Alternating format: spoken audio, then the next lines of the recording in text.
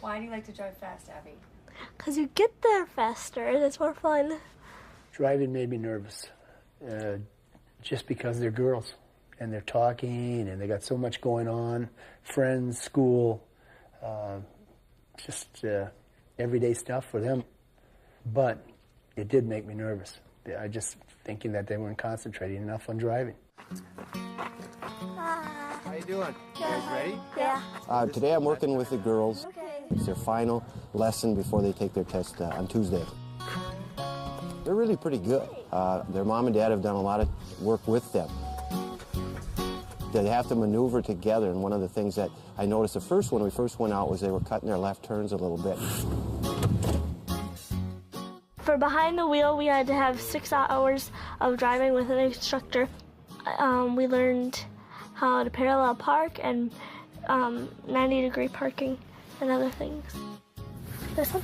No, right down here by the cars. Between the two cars, we'll go. We'll make it a little tougher for you. That's for sure. I got enough for a moment. A little further. All right. Put it in reverse, hard to the right, till you get to that 45-degree angle. Keep going, keep going. All right, now straighten it. Hard the other way now. Hard as you can. Keep going, you're doing great. Super job. Excellent, even better than last time. Okay, then straighten it and go up just a little bit. Abby takes over the pedals and the shifter, and I take over and we both steer. We both steer, and I take over the blinker and the lights. We gotta go where we're going, so we know where we're going. Where we know what turns we have to take.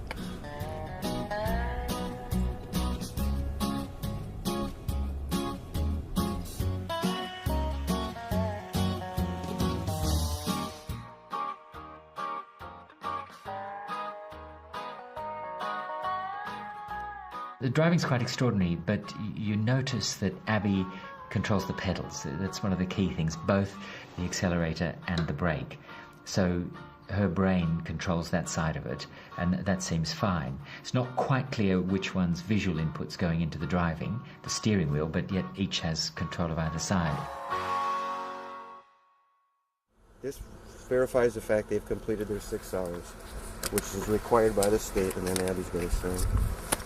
Abigail? This card, along with your permit, you'll need. Okay. And that's yours. Thank you.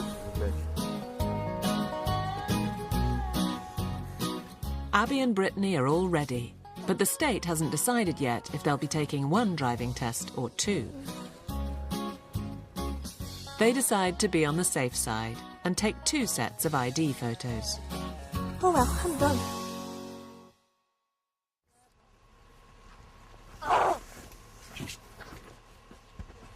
Goodbye. The girls go to the local high school just a few miles from their home.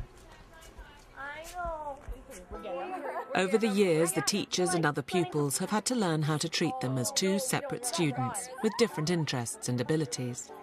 Tastes like coffee, yummy. Yeah. Hey girls. Hi. There's ice cream in my eye. Mr. Buzuki turned 60. Mr. Buzuki turned 60. Have a seat one more time.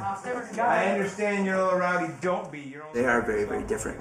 Abby is, I would say, a little more outgoing.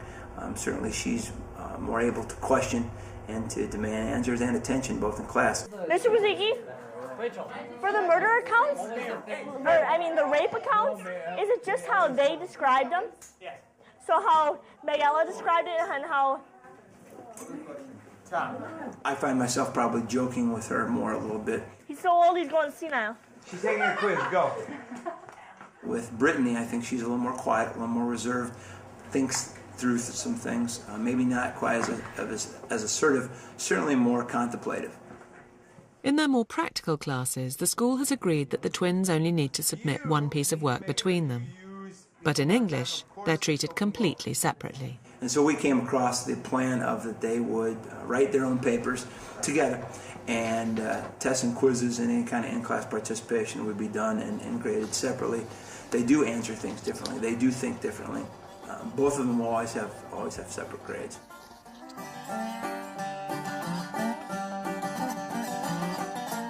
The girls have faced many challenges in life, but making friends isn't one of them. They're social butterflies. They have been since they started preschool.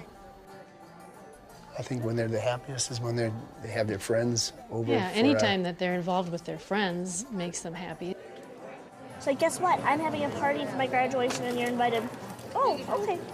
Thanks. How are you, darling? Oh! Don't push me. I didn't do nothing to you. I guess I'm a little more protective if they want to go downtown. Sometimes worry a little bit that if they did get picked on or anything like that. I just don't want them to hear anything negative. Their social group is so protective of them that they all watch out for them. And if they see even somebody that might be looking at them, they hover around them and they try and protect them. And they're comfortable with that. And if their friends are doing that, it makes them feel good that they would be protecting them. While the girls are most comfortable at school, their least favourite place is the doctor's surgery. Today is their routine 16-year-old medical. Their GP, Dr. Joy Westerdahl, was at their birth and has followed the girls' development all their lives. But even she has very little information to go on. Hi, girls. Hi. The family have always refused to have any non-essential tests carried out on the girls, despite great interest from the medical profession. You guys been enjoying your summer? No. Why not? You have to work a lot. Ooh. We're all set. Well, let Dr. Westerdahl know that you guys are here. Okay. Thank you. While they are unique, the family wants to treat them as though they are just like everyone else. I'm gonna have to pull your shoes up. Yeah. We're obviously making sure that they're fit for sports, they're fit for their activities at school, that they're able to engage in social behaviors. Those are not unique to the girls. However, because they have two hearts, lungs, circulatory systems that are conjoined, I'm looking to make sure they're not developing premature high blood pressure, respiratory problems. Are they prone to more infections? So there's a little bit more work, but I have to be mindful of the family's wishes not to get too involved in that. Over the years, Dr. Westerdahl has been astonished and mystified by what the girls have achieved. Good. 108/70. That's great.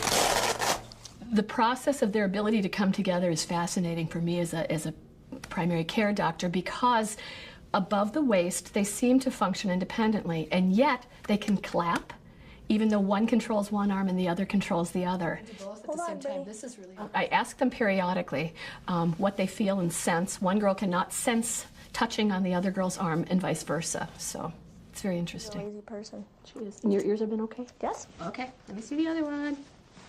Peek. What I don't know about Abby and Brittany is exactly how the pathophysiology works. We guesstimate what's happening in their bodies, and it would be nice to predict their future. Everyone asks, how long? You know, what do you expect for the future for these girls? Well, I expect them to live healthy, normal, happy lives, but it would be sort of nice to know, you know, how that circulatory system is going to play out. Would I like to do lots of testing? Yeah. Would the parents want that done? Would the children want that done? No. There would be a long queue of scientists with really very modern techniques of imaging brain and nervous system function, who would love to find out what one feels when you do something to one's arm, how the music centers are organized, sense of space and movement, etc. And you can do those now with very clever brain scans that will look for subtle alterations in blood flow or in the metabolism within the brain that shows us which particular centers are activated. Now these techniques are making huge strides in advancing our knowledge of how the brain works, and in particularly in developing treatments for various diseases as a result. This is a highly unusual situation, and one does have to be cautious here that there is a danger of medical science being driven largely by curiosity at a clear cost to the family. I want to go home. Okay, bye now. Oh, all right. So, bye now. Abby and Brittany's big day finally arrives. On my 16th birthday, we got up and we went to get our driver's license. The day we went for the written permit, we weren't sure what they were going to have him do, if they were going to have him take 1 test or 2 tests. They really didn't take any special things for us. They just made us take the test twice. They wanted to do their driver's test the day they turned 16, even though I said, you know, if you failed, you want that on your birthday. Making legal history in the state of Minnesota, the twins take their 2 tests and hope for the best. 2 tests also means 2 chances to fail, but for these girls, failure isn't an option. I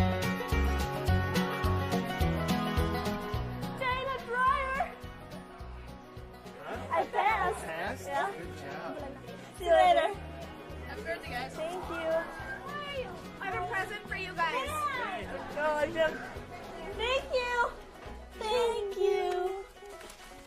Yeah. Oh. Teamwork. Amanda's gonna come with me. To what? Get my tongue pierced. Yep. Yeah, we're gonna go together. Yeah. What'd your parents get you for your You should've. But I had to pay for some. Yeah, we had to pay for most of it.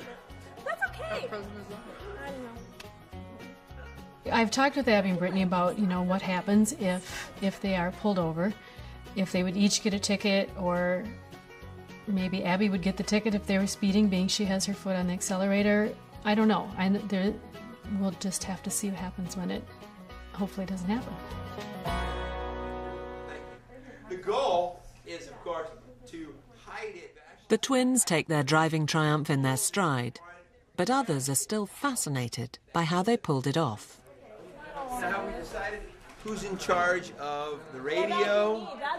I'm intrigued by this. Good. So your windshield wipers and cruise control, and your radio and defogger. And the gas and the brake. You're the I assume now you'll be freaking out policemen across the state. I've already gotten pulled over. I had no permit there. She lied. She said lied. So, and cut.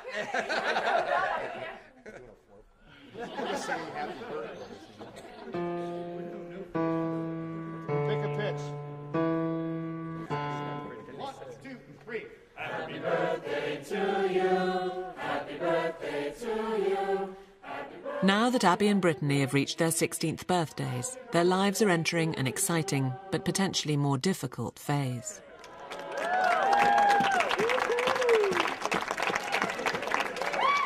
Definitely, they're 16 now, so I'm hearing things come out of teenage mouths that surprise me sometimes. But deep down, when the day is over, I know they love me, and I don't know why I'm going to cry about that.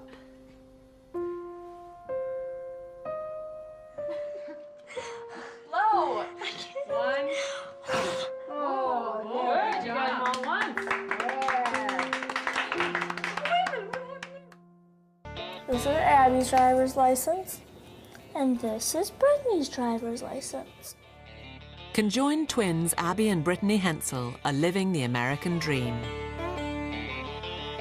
They're 16 and have just passed their driving tests, and they're enjoying every moment of their new freedom.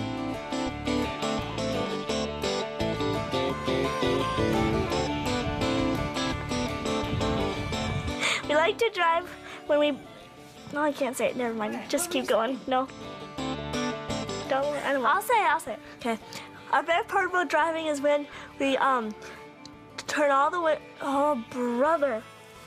Okay. Put. We like driving when we can put roll. That's the word. Okay. Start over. Stop. Okay. We like driving when we roll all the windows down, turn the bass and the treble up really loud, so the car shakes and you can hear the bass really well when you're listening to rap. That's our favorite part. They gradually increase their speed as they got comfortable. They used to drive 30 miles an hour for the first few times at it and gradually built up their speed and were comfortable with it, knowing they had gained the control of the car. Now I've got to remind them to watch their speed before I had to tell them to speed up. Oh, that was so much fun. Christina was driving Christy, and we tried to hit all the dead animals on the road. How did that work? That was bumpy. The twins' family know that they're two people with different personalities, tastes, needs and desires. And as they grow up, those differences are becoming more obvious. That's an ugly coffee table. I like it. Abby's very feisty. I have no thoughts. I have to go. Abby always likes to be the boss of the whole house, boss of Cody. Don't put that stuff on mine, Cody. I don't want that on there. Okay. Boss of Morgan. Wash them off. Why are you on the carpet with those? Get down. Likes to tell me how I should do things. Mom! The concert starts at 7? Be there on time. Brittany. Easygoing, easy to talk to, but is finding out that she's got a mind of her own also, Do you mind? where she's pulling control every now and then. Are you telling them what I told you to tell them? That's your problem. See you later. Now, and I always tell her, oh, Brittany, you've discovered you've got vocal cords and you can yell at me now. Do you want me to get those necklaces I mean, on? no, I'm not wearing those. So Brittany is almost like the firecracker of the two right now. Can I dye my hair? Not today. Tone. Yeah, I want to. We've had a couple years of teens for them already, and actually, I hope that I'm right. I think it's getting better. You should, no. Without extensive tests to establish exactly how Abby and Brittany's brains and bodies work, theories about their remarkable connection are confined to what the girls are able to explain and a certain amount of guesswork. Your good knife skills aren't, like, perfected yet. Here, let me do that. There's still times when I think, geez, how did they figure that out? Or how, it's just amazing how they did that. How they could reach over and itch somebody's mosquito bite and yet not feel that sensation. Because Abby pretty much feels what's on her side of the body, and Brittany feels what's on her side of the body. How is that? Hot. There you go. Beyond the physical coordination, there seems to be a psychological bond between the girls which goes even deeper, allowing them to finish each other's sentences or jointly compose an email with very little discussion out loud.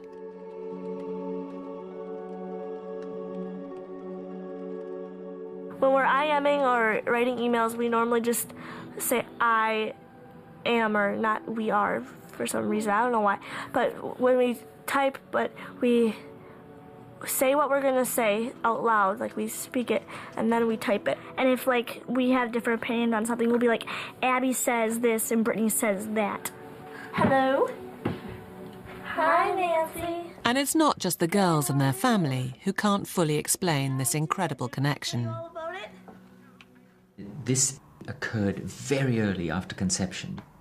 The nervous system will have been developing only a few weeks later, and I presume sort of great plasticity involved nervous connections that don't normally exist in any of us. But you can't really have motor fibres going down one spine and back up the other one, or you shouldn't be able to. We don't really know.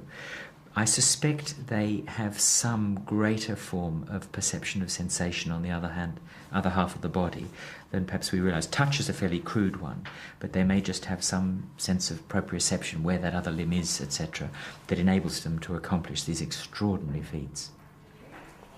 Where do we get the frog from? Not the damaged one. The one that's... Ew. No, that's so gross.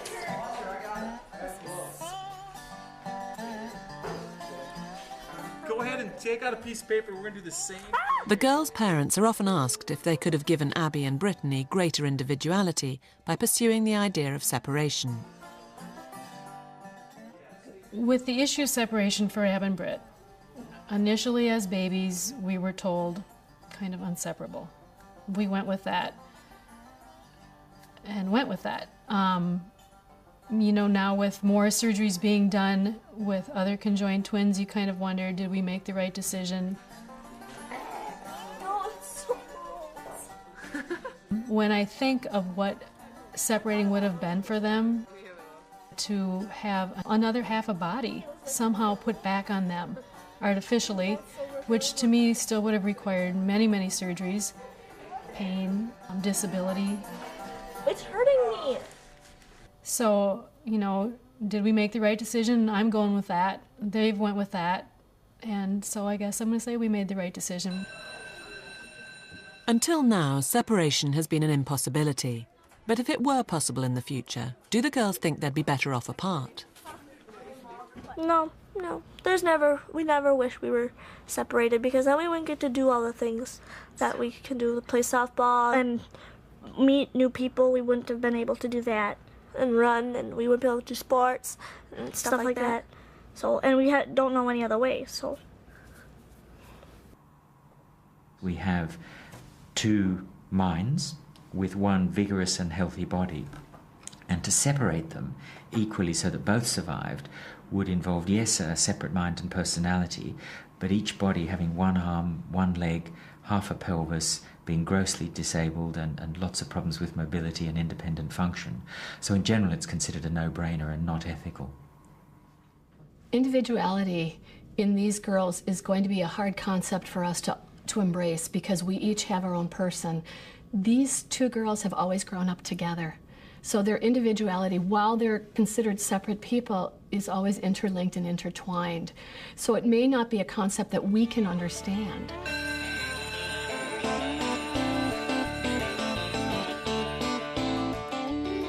This summer we'd like to go to the beach. We have to work a lot and swim and shop and hang out with friends. School is finally over. Abby and Brittany have a long, hot summer stretching in front of them. Abby wants to go to Disney World because we haven't been there before, and Brittany doesn't want to go to Disney World because she thinks it's too big. What does that mean specifically? Like too many people, or? Yeah. Why don't you like that? Because I just don't. I don't like being around people. A lot of people. The debate about where to go on holiday will have to be resolved later. In the meantime, the girls distract themselves with some retail therapy. Fashion tip number 1 by Abby and Brittany Hensel. You have to wear nice shirts with good pants, not good pants with t-shirts. Tip number 2, actually do your hair a little bit. Don't just throw it up in a ponytail every day, or leave it down. And ponytail we have, and t-shirt. Tip number 3, don't wear black with brown.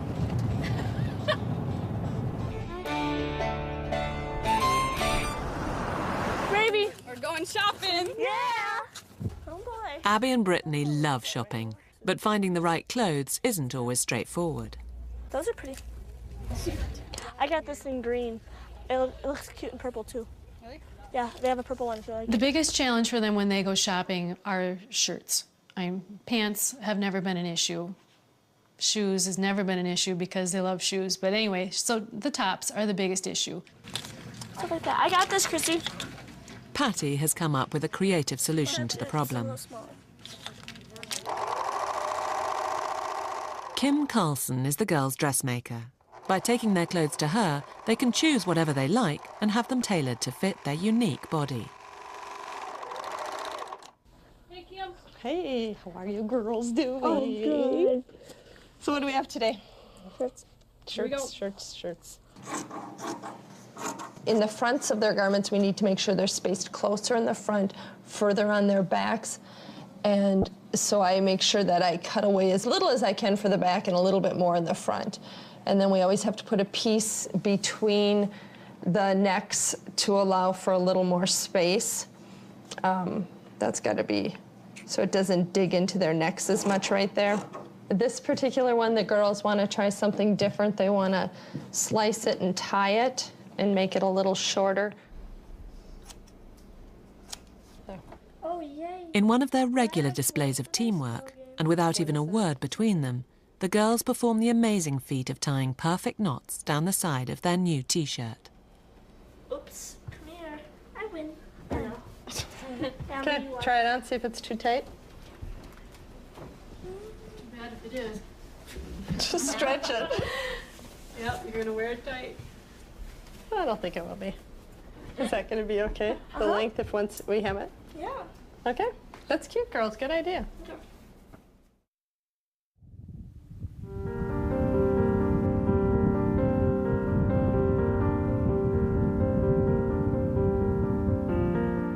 The Hensels' family holiday is booked.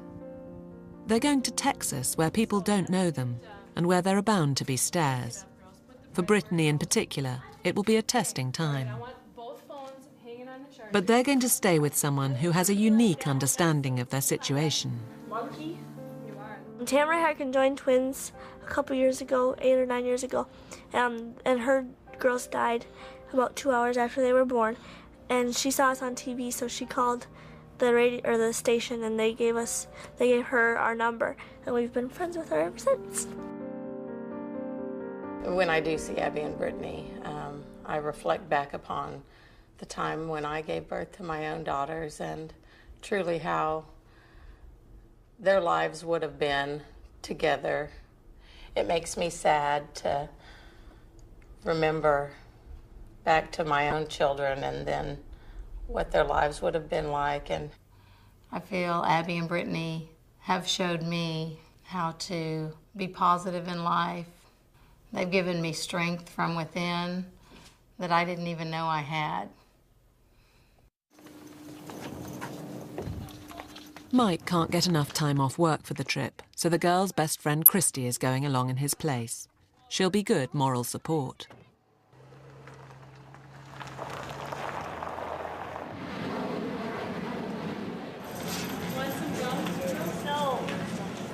Leaving the familiarity of their hometown is a stressful experience for Abby and Brittany, who brace themselves for the unwelcome attention of complete strangers.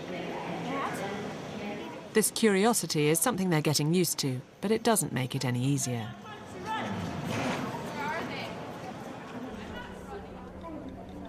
People sometimes can be kind of stupid. They take pictures of us when we're on vacations or follow us. We don't mind when people ask questions. That's better than taking pictures or being mean about it. We're very nice if you just come up to me and talk to us. We don't mind questions. And we absolutely hate when people take pictures of us and try to video camera us. And we will throw a fit about it and make them embarrassed.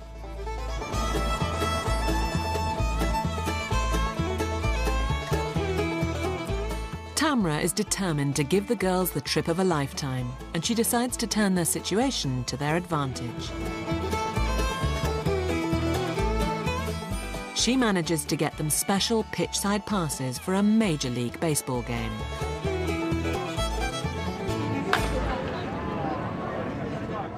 But just before the game starts, the plan backfires. A news cameraman, there to follow the game, turns his camera on the girls. They let him film them, but it spoils their day. Abby and Brittany, number one, I guess, have feelings.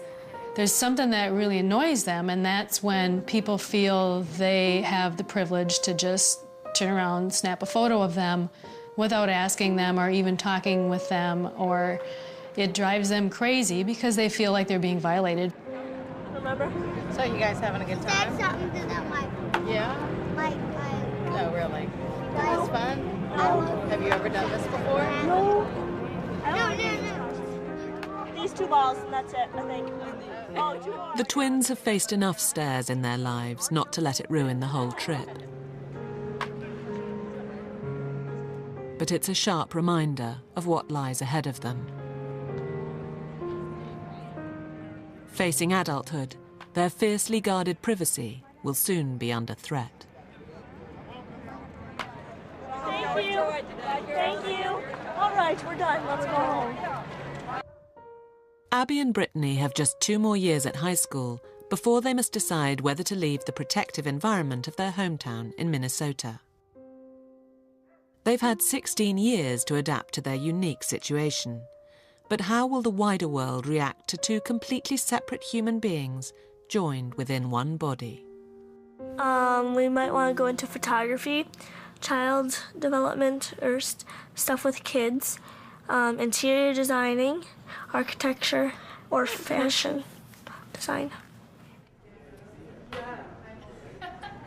Whatever they decide to do in life, the outside world will have to adapt itself to Abby and Brittany.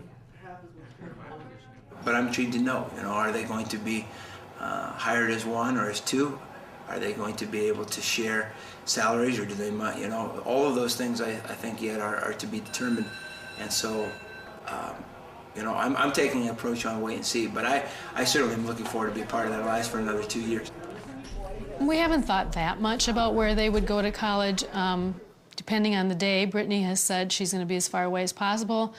We know Abby doesn't want to be too far away, so they may. We just don't know that yet.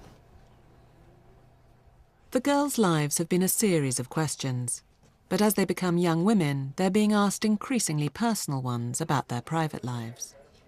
I hear them and their girlfriends talk about guys, but they probably aren't going to be sharing that with me right now, who they may have a crush on or what they're feeling, but I'm sure they do. The way I see them interact. The whole world doesn't need to know who we're dating or what we're gonna do and everything.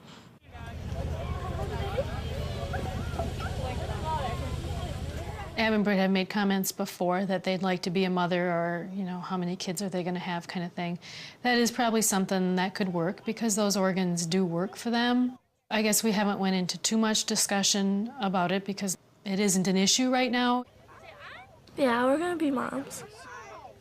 We haven't thought about how being moms is going to work yet. We're just 16. We don't need to think about that right now.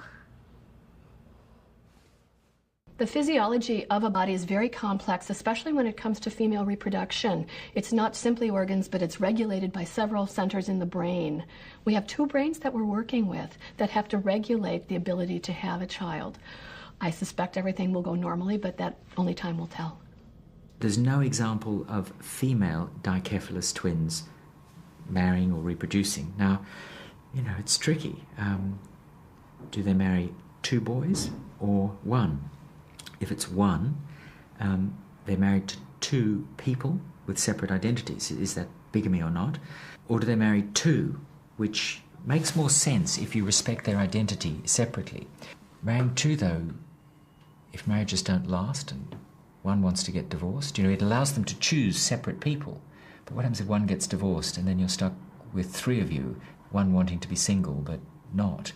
And it raises all sorts of questions about, are they 1 or 2 people? And society really has no basis for ruling on this. Hi, guys. Hi.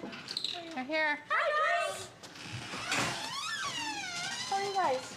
Hi, how are you? Good. As a first step into adulthood, Abby and Brittany have got a babysitting job. And they seem to have a special gift with young children, who see them for who they are, rather than what they are. Later? Yeah. That tastes sticky, didn't it? Yucky. Yeah, I told you it tastes sticky, didn't I? We babysit for a family of 2 kids 4 days a week, and we babysit for a family of 3 kids every so often during the summer. Does that taste better? Yeah. We like kids a lot. We like to babysit kids, and we needed a job. When the kids met us, put your hands down. When the kids met us for the first time, they didn't seem bothered by us or scared of us or whatever. Yeah, come on, let's go. Come on, guys. What are we gonna go do? I think people need to look at Abby and Brittany as through the eyes of a child. Come on, guys. Race you. And accept them